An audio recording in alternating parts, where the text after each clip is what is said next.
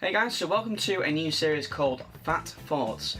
Very clever. This is going to be like an off-script sort of ramble sesh about what games I've got this season. Because I've got a lot of games this season, and I thought it'd be nice to sort of document what I've been playing and, you know, share my thoughts on some of the more recent games that have come out and more recent things that I've picked up, because I don't always do recent stuff and I don't really plan to anytime soon. So far 2018 has been a bit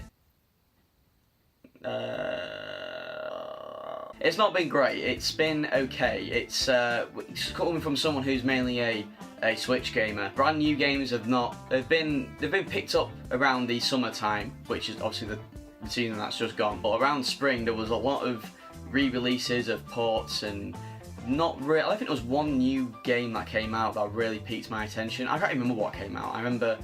Well, there's a couple of games I'm going to talk about in a minute, but there wasn't a whole lot until the summer, which has just like exploded with games like left and right. And I've got a pile here ready to show you guys stuff that I picked up over the past season, and I got more than I thought I did. So first off, I picked up this game around May time, the end of May I think, because I got it for a discounted price. But that is Donkey Kong Country Tropical Freeze, and this was the game that really it made me realise how much I like 2D platformers, because for a long time I think it was Mario, because I like 2D Mario, but he put me off a bit, I think, because I really like 2D Sonic. I've liked pretty much quite a few 2D platformers that I've played. I wasn't a huge fan of the first Rayman. That was one that I think everyone loves that I'm not too big on. I never tried any Donkey Kong Country games or anything like that, so you know, for this one to come along, I heard it was like one of the best 2D platformers ever made.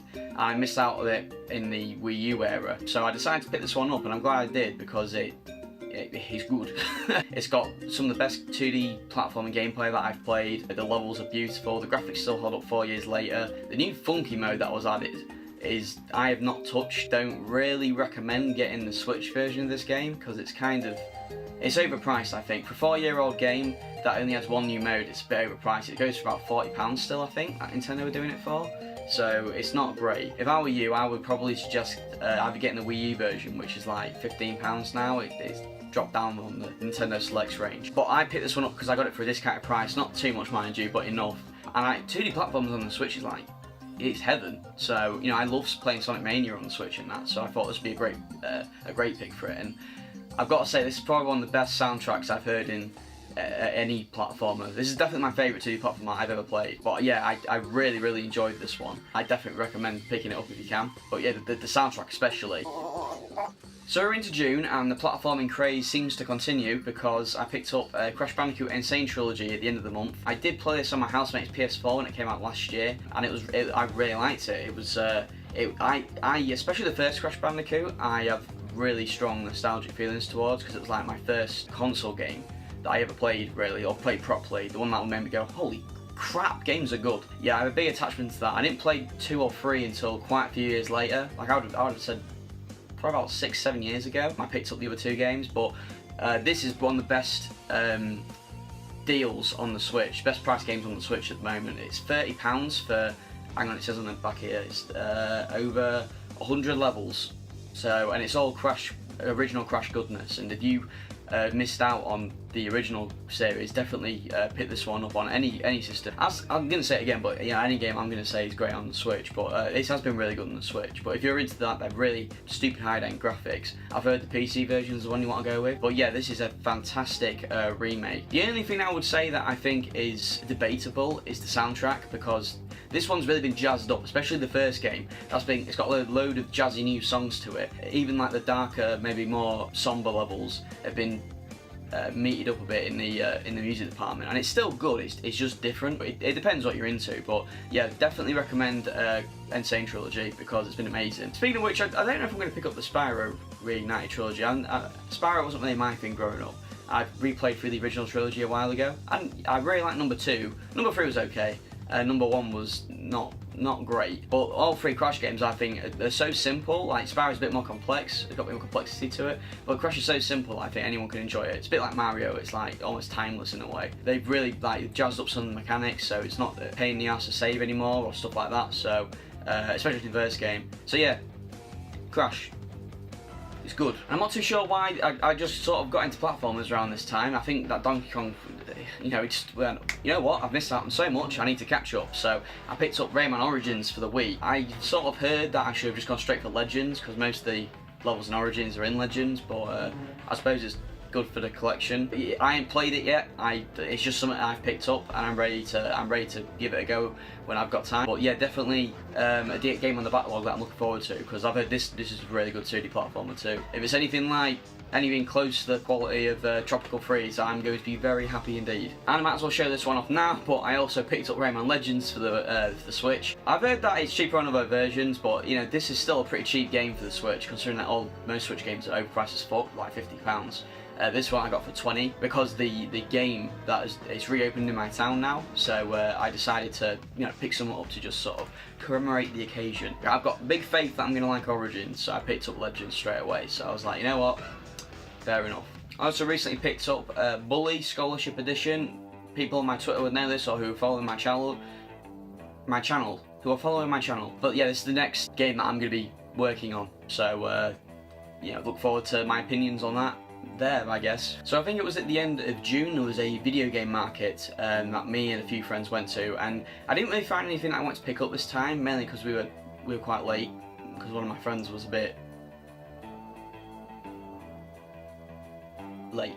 But I picked up Fire Emblem Shadows of Valentia. I didn't even know that was in the title. I picked up Echoes. This guy was selling it brand new, sealed, for £15, which was pretty good actually. I think it was the end of the convention day, so I think he was just trying to get rid of some of his stock, because he had quite a few of these. I haven't played it yet. I just picked it up because I was like, I'm going to play it eventually. I haven't finished Fire Emblem Fates. I haven't finished Fates yet. Still on Conquest. I'm at a point where I struggle to get back to it. It's been so long since I played it that I feel like I should just start again.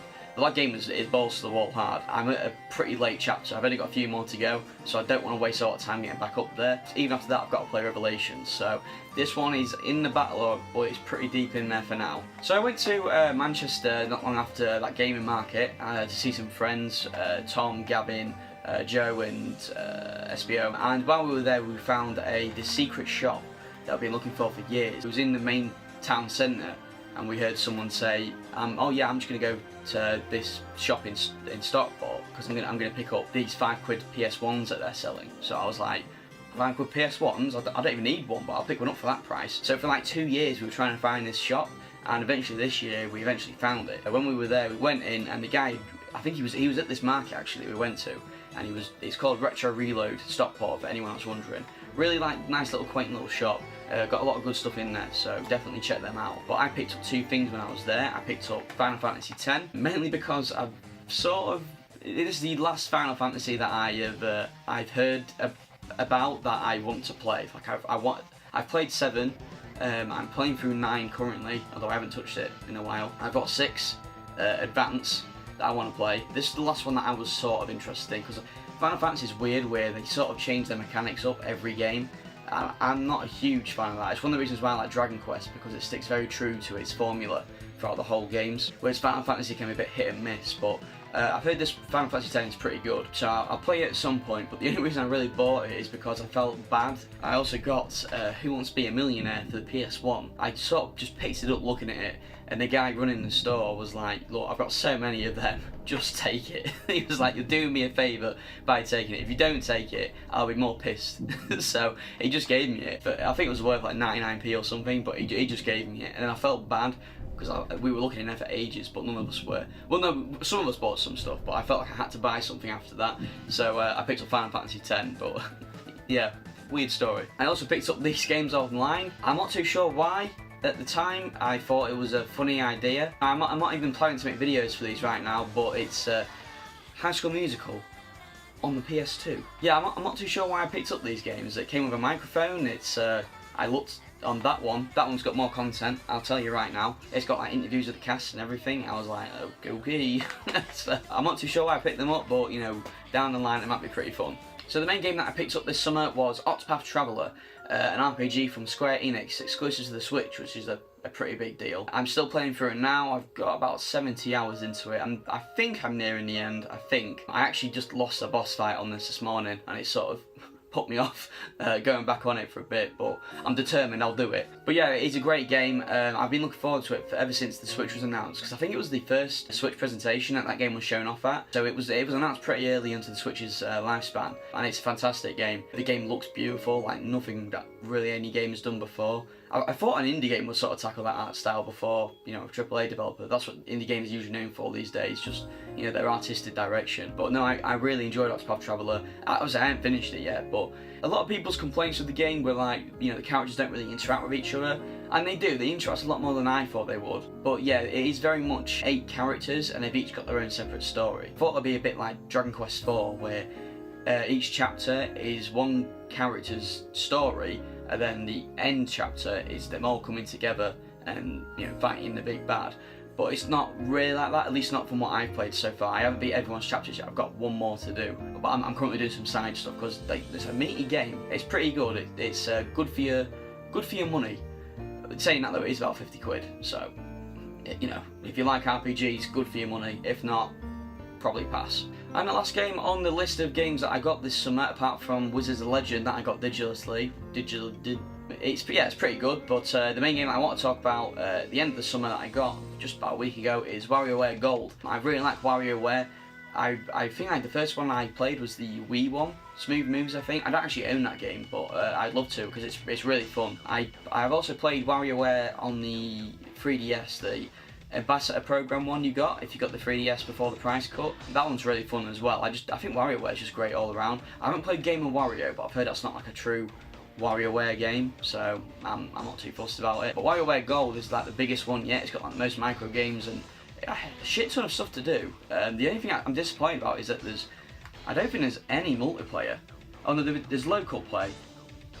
Right, yeah, there's local play, it says on here, but there's no online multiplayer. And yeah, that's a bit of a bummer, to be honest, because the most fun I've had with WarioWare is Smooth Moves and the Mega Party micro games, I think, the one on the GameCube. I've played that with Tom and Gavin a shit ton of times when we've been together, and it's been a great time. So the fact that it's not really in that one is a bit of a shame. I would prefer it on the Switch, I will say. So yeah, a bit disappointing in that regard, but still a great game. I haven't finished it yet. Well, I finished the story, but there's a shit ton of stuff to upload. So much. There's like mini games galore.